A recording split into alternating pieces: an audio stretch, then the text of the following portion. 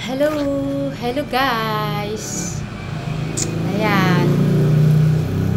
Meron naman akong naisip na ikapupulutan natin.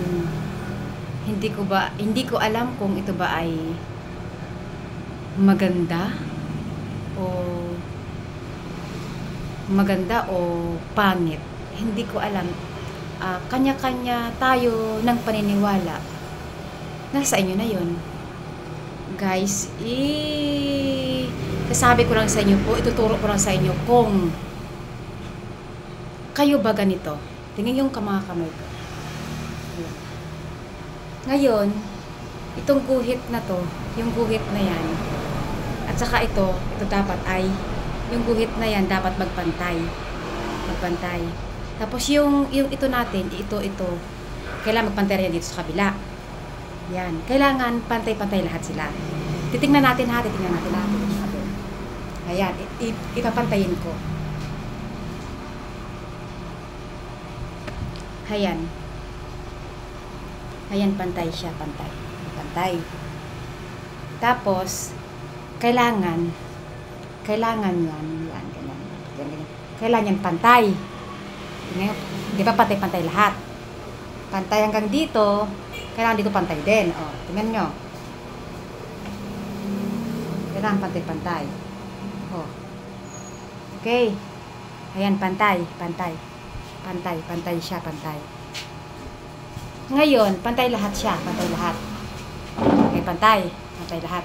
Ngayon, kung ang inyong mga daliri dito ay hindi magpantay, yung parang magaganyan siya, yan, hindi nagpantay. Yan, ganyan. Nang itiniklop mo ng ganyan at lahat sila hindi nagpantay,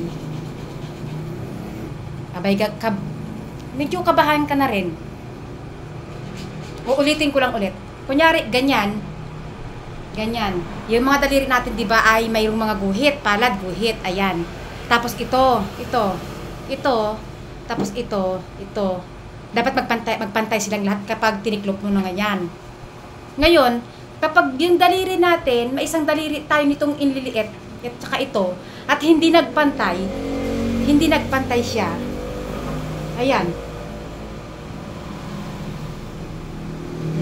Kapag hindi siya nagpantay ng mga guhit ng inyong mga daliri, ayan, kabahan ka na. Sinasabi ko sa inyo, kabahan na kayo. Maliban na lang, kung itong mga daliri natin, inborn, o di kaya naputol, tapos dinugtong ulit. Pwede pa yon. Pero kung normal ang kamay, normal siya, at hindi nagsakto yung mga kamay natin, yung guhit na hindi nagsakto na ganyan siya, na ganyan siya, hindi nagpantay, na ganyan siya, yan,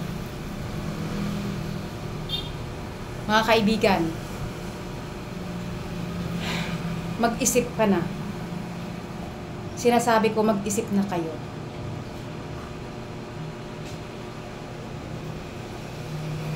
Yun lang masasabi ko, mag-isip ka na. Mag-isip ka na. Ayun lang. Ngayon, kung gusto nyong malaman, at kung paano, at kung sino,